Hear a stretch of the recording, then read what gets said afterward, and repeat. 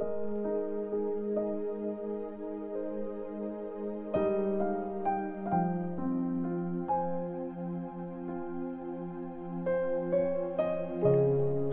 chapter 10. Si Peter at si Cornelius. May isang lalaki na taga Cesarea. Cornelius ang pangalan niya. Kapitan siya ng isang grupo ng mga sundalo na tinatawag na batalyon ng Italy. Religious siyang tao. Sumasamba siya sa Diyos, pati ang buong pamilya niya. Tumutulong din siya sa mga mahihirap na Diyos at lagi siya nagpe-pray sa Diyos. Isang araw, mga 3 p.m., nagkaroon siya ng vision at nakita niyang dumating ang isang angel ng Diyos. Sinabi ng angel, Cornelius. Natulala siya sa takot sa angel. Tapos sabi niya, ano po yun, sir? Sumagot yung angel, natuwa ang Diyos sa mga prayers mo at sa pagtulong mo sa mga mahihirap. Magpadala ka ng mga tao sa Joppa at ipahanap mo ang isang lalaki na Simon Peter ang pangalan. Nag-i-stay siya sa bahay ni Simon, yung nagbibilad at gumagawa ng leather, at nakatira malapit sa dagat. Pag-alis ng angel, tinawag ni Cornelius yung 2 tauhan niya at isang religious na sundalo na isa sa mga personal assistants niya. Sinabi niya sa kanila ang nangyari at pinapunta niya sila sa Joppa. Kinabukasan, habang papalapit na sila sa Joppa, umakyat si Peter sa rooftop ng bahay para mag-pray. Halos tanghali na nun.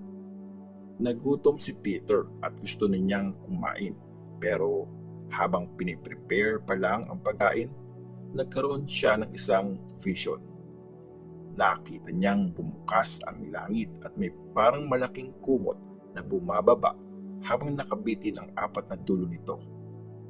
Nandun ang lahat ng klase ng hayop, mga gumagapang at mga lumilipad. May narinig siyang boses.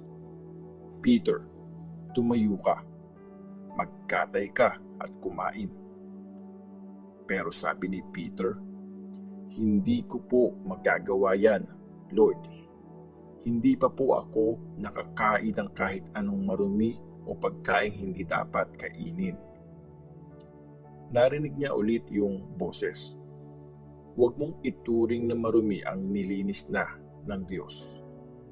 3 beses yun nangyari.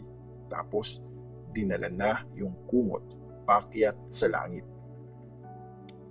Habang iniisip ni Peter ang ibig sabihin ng nakita niya, nalaman ng mga taong pinadala ni Cornelius kung saan ang bahay ni Simon at nakatayo na sila sa may gate nito. Tanong nila, meron po bang nag-i-stay dito na Simon Peter ang pangalan? Pinag-iisipan pa rin ni Peter ang meaning ng nakita niya nang sabihin sa kanya ng Espiritu, makinig ka. May 3 lalaki naghahanap sa iyo. Mag-ready ka na at bumaba at huwag ka mag-hesitate sumama sa kanila kasi pinadala ko sila. So, bumaba si Peter at sinabi niya sa mga tao, ako yung hinahanap nyo. Bakit kayo nandito? Sumagot sila, pinadala po kami ng kapitan naming si Cornelius. Mabuti siyang tao. Sumasamba sa Diyos at kinagalang siya ng lahat ng Diyos. Inutusan siya ng isang angel ng Diyos na i-invite ka sa bahay niya para marinig niya ang sasabihin mo. Pinapasok sila ni Peter at pinag-stay sila doon nung gabing yon. Kinabukasan, sumama siya sa kanila, pati ang ilang disciples na taga Joppa. Nung sumunod na araw, nakarating na sila sa Cesarea kung saan sila hinihintay ni Cornelius, kasama ang mga kamag-anak at mga ka-close niyang kaibigan na in-invite niya. Pagpasok ni Peter, sinalubong siya ni Cornelius, tapos lumuhod siya sa harapan ni Peter. Pero sinabi ni Peter, tumayo ka, tao lang din ako. Habang nakikipag-usap si Peter kay Cornelius, Papasok ng bahay, nakita niya doon ang maraming tao. Sinabi niya sa kanila, "Alam niyo mismo na hindi pwedeng bumisita o makisalo ang mga Jews sa mga Gentiles. Pero pinakita sa akin ng Diyos na di ko dapat ituring na marumi o dapat iwasan ang kahit na sinong tao. Kaya nung pinasundo niyo ako, sumama agad ako." "Bakit niyo nga ba ako pinasundo?" Sumagot si Cornelius, "Nagpe-pray ako sa bahay ko 3 days ago. Ganitong oras din yon, mga 3 p.m.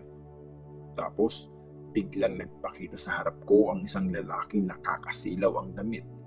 Sabi niya, 'Cornelius, narinig ng Diyos ang prayer mo at nakita niya ang pagtulong mo sa mga mahihirap.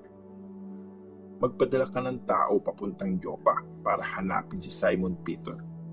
Nandun siya sa bahay ni Simon, yung gumagawa ng leather. Nakatira siya malapit sa dagat. Kaya pinatawag agad kita at mabuti naman na nandito ka na. Ngayon, nag-gather kaming lahat sa harap ng Diyos para pakinggan lahat ng pinapasabi sa iyo ng Panginoon."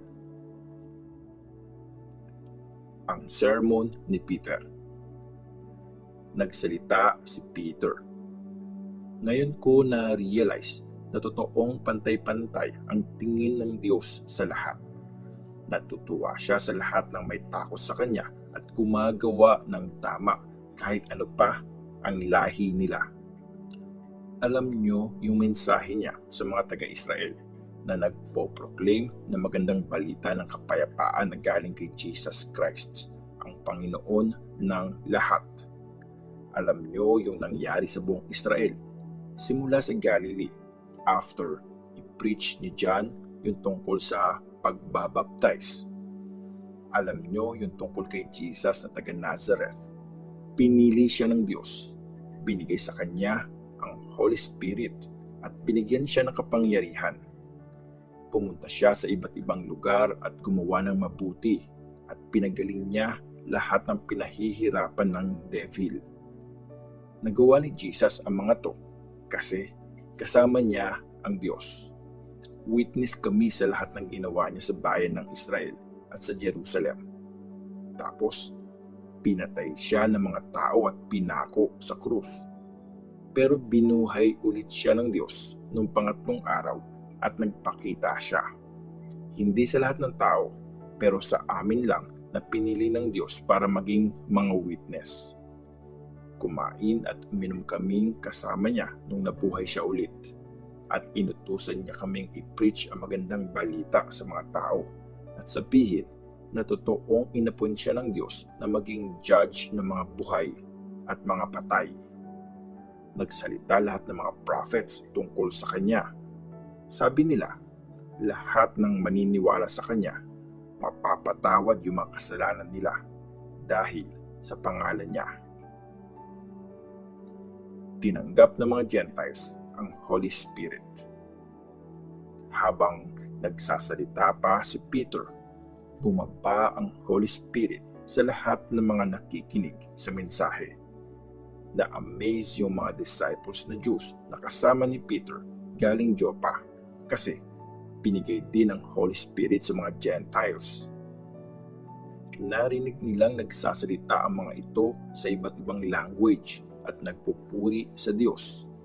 Kaya sabi ni Peter, gaya natin, tinanggap din ng mga taong ito ang Holy Spirit. Ngayon, sinong makakapigil na mabaptize sila sa tubig? Kaya inutos ni Peter na i-baptize sila sa pangalan ni Jesus Christ. Tapos, ni-request nila na magstay muna siya doon ng ilang araw.